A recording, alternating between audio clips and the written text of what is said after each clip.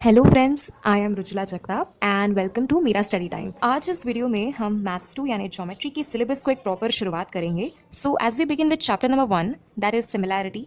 Late me tell you कि ये जो चैप्टर है ये completely triangles and parallel lines ऐसे इस कंसेप्ट पर बेस्ड है। सो इस चैप्टर की मेन कंसेप्ट से जैसे हम खुद को इंट्रोड्यूस करेंगे तो हमें पता चलता है कि there are 3 important things. Firstly important formulas, secondly theorems, and lastly test of similarity for triangles.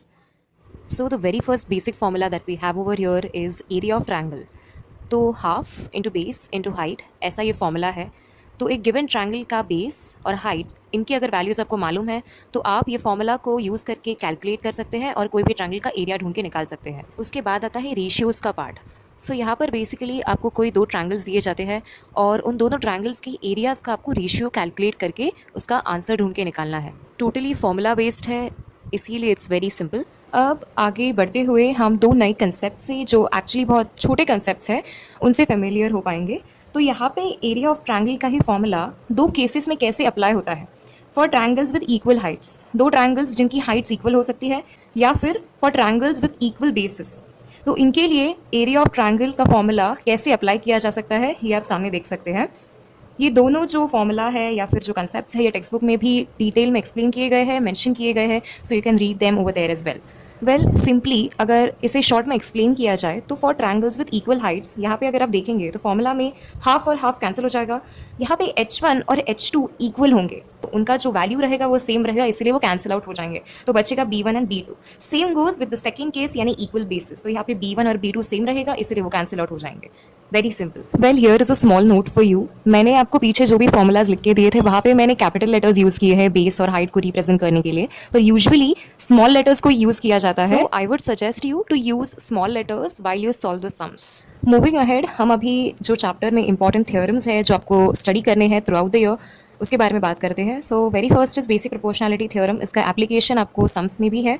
उसके बाद आता है property of an angle bisector of a triangle. Basically ये एंगल बाइसेक्टर थ्योरम है, इसका भी एप्लीकेशन आपको सम्स में है। मतलब व्हाट आई मीन इज आप जब प्रैक्टिस सेट सॉल्व करेंगे तभी आपको पता चलेगा कि आप जो भी सम सॉल्व करेंगे उसमें आपको ये थ्योरम्स यूज़ करने हैं।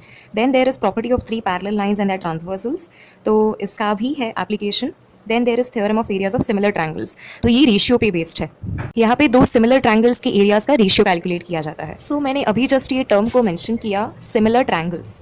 तो there is a difference. First understand कि कॉन्ग्रुएंट ट्रायंगल्स और सिमिलर ट्रायंगल्स, इसमें डिफरेंस है।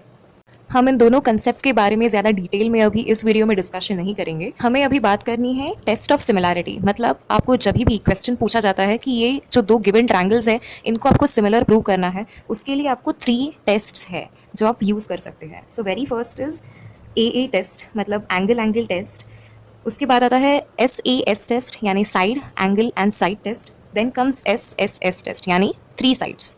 अब यहाँ पे एक छोटी सी बात आती है कि आप एंगल टेस्ट भी यूज़ कर सकते हैं, यानी AA टेस्ट ये भी यूज़ किया जा सकता है। But when you have to prove 2 triangles to be similar, आप अगर सिर्फ 2 एंगल्स को भी प्रूव करते हैं तो इट्स सफिशिएंट। सो कंसिडर सिर्फ ये 3 टेस्ट को ही किया जाता है। So that's it for today.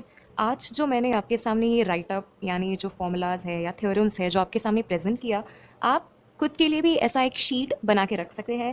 That is going to help you for a quick revision. आपको जब भी for example if you have a test जो चैप्टर 1 पे बेस्ड है और अगर आपके पास लास्ट 5 मिनट्स बचे हैं एंड बिफोर द टेस्ट, तो आप क्या कर सकते हैं, बस ये शीट से गो थ्रू कर सकते हैं, क्योंकि यहाँ पे मेन कंसेप्ट जो है पूरे चैप्टर में से जो आपको बेसिकली याद रखना ज़्यादा इंपॉर्टेंट है वो आपके कवर अप हो जाता है। आई होप ये वीडियो आपको helpful and at the same time useful लगा हो। So thank you and meet you in the next video.